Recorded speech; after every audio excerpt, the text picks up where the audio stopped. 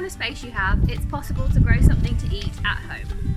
Not only are veggies and herbs full of the nutrients and vitamins that are good for us, when you grow them yourself from seed, you also know that they're completely organic and they've had almost no carbon footprint.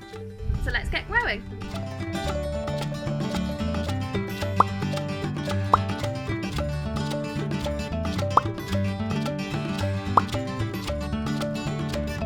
Now you need to decide what you might like to grow. Try things that are happy to be grown in pots.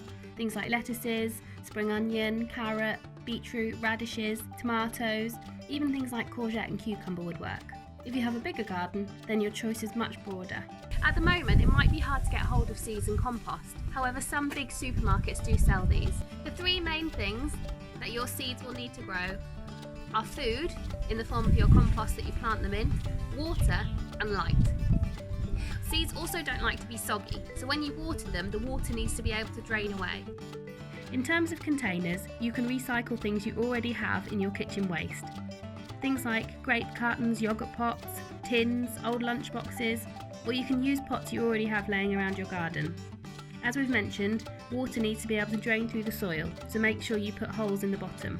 Please ask an adult to help you with this, as you'll need to use scissors or a sharp drill. First, take your container and fill with compost about 2 inches or 3 inches deep. Then water your compost well. Sprinkle the seeds across the surface of the damp compost and then sprinkle over a layer about another centimetre deep. Firm down gently and then write your label so you don't forget what you've planted. You might want to place your container inside another container without holes in, so that when you water it, you don't get water all over your windowsill. Then place your seeds on a windowsill where they can get plenty of light, and you don't forget to water them every so often. Once your seeds have germinated, you'll start to see the shoots coming through, and it's a very exciting moment. However, you will need to thin them out. This means you pull out alternate shoots so that you leave space for the other ones to grow. It doesn't feel very good at the time, but it is worth it because those left will grow nice and healthy. For top tips about how to keep your new vegetable and herb plants safe from pests, take a look at our website. I've put a link in the video description.